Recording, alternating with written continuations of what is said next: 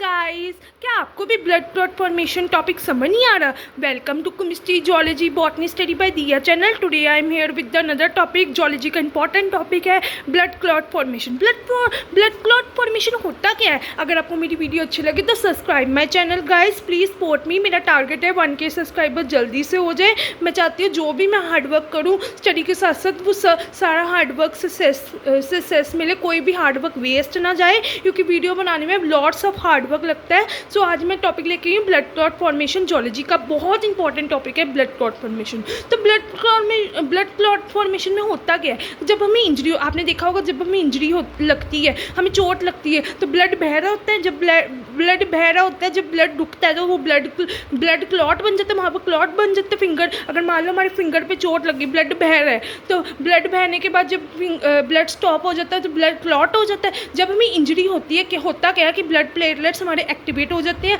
वो रिलीज करते हैं ट्रोम्बोप्लास्टिन को। ट्रोम्बोप्लास्टिन फिर एक्टिवेट होकर ट्रोम्बोकाइनेस होते हैं। ट्रोम्बोकाइनेस आगे जाके कन्वर्ट होता है प्रोथ्रोम्बिन में, एंथ्रोम्बिन में। प्रोथ्रोम्बिन में फिब्रिन प्लस फॉर्म्ड एलिमेंट्स होते हैं। थ्रोम्बिन में फाइब्रोजन होता है जो एक्टिवेट होता है और उससे हमारा ब्लड क्लॉट बन जाता है। ठीक है, सो होता क्या है, जब हमें इंजरी होती है तो ब्लड प्लेटलेट्स, जो हमारे प्लेटलेट्स होते हैं, जब हमारी इंजरी होती है तो ब्लड प्लेट्स हमारे एक्टिवेट हो जाते हैं, रिलीज करते हैं ट्रोम्बोप्लास्टिन को। एक्टिवेट्स होकर ट्रोम्बोकाइनेस बनाते हैं, कन्वर्ट करके फिब्रोजिन बनाते हैं, ट्रोम्बिन बनाते हैं, कन्वर्ट होके क्या कहते हैं, कन्वर्ट होकर प्रोथ्रोम्बिन बनाते हैं, थ्रोम्बिन बनाते हैं, फिब्रिन होते हैं, एंड फॉर्म्ड एलिमेंट्स होते हैं, फाइब्रोजन होते हैं, एक्टिवेट होते हैं, एंड क्लॉट फॉर्मेशन बनते हैं। तो होता क्या है, पहला स्टेप क्या है कि पहले आपको जब भी इंजरी होती है तो ब्लड प्लेटलेट्स हमारे एक्टिवेट हो जाते हैं। जब भी इंजरी होती है, याद रखना, जब भी इंजरी होती है हमारे प्लेटलेट्स एक्टिवेट हो जाते हैं, फिर रिलीज़ करते हैं ट्रोम्बोप्लास्टिन को। ट्रोम्बोप्लास्टिन को जब रिलीज़ करते हैं वो एक्टिवेट होकर ट्रोम्बोकाइनेस में कन्वर्ट हो जाता है।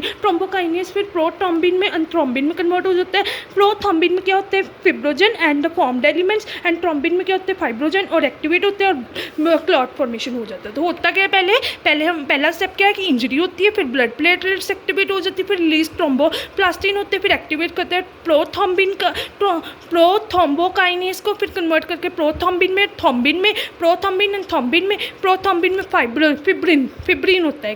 Fibrin plus formed elements and thrombin में फिब्रोजन होता है एक्टिवेट। तो प्रोथ्रोम्बिन में क्या होता है, fibrin plus formed element, thrombin में फाइब्रोजन होता है, एक्टिवेट होता है, और वो क्लॉट फॉर्मेशन बना देता है। ठीक है, याद रखना, पहले इंजरी होगी, जब इंजरी होती है प्लेटलेट्स हमारी बॉडी के एक्टिवेट हो जाते हैं, रिलीज करते हैं ट्रोम्बोप्लास्टिन को, फिर एक्टिवेट्स होकर ट्रोम्बोकाइनेस बनाते हैं, कन्वर्ट करके प्रोथ्रोम्बिन बनाते हैं, थ्रोम्बिन बनाते हैं। प्रोथ्रोम्बिन में फिब्रिन प्लस फॉर्म्ड एलिमेंट्स होते हैं, थ्रोम्बिन में फाइब्रोजन होते हैं जो एक्टिवेट होते हैं, एंड क्लॉट फॉर्मेशन बनते हैं। For more videos like share subscribe to chemistry zoology botany study by Diya channel. Please support me guys. ये देख लो ब्लड क्लॉट फॉर्मेशन का पूरा फ्लो चार्ट। अगर आपको कोई भी डाउट है, you can ask me in comment box. Thanks for watching.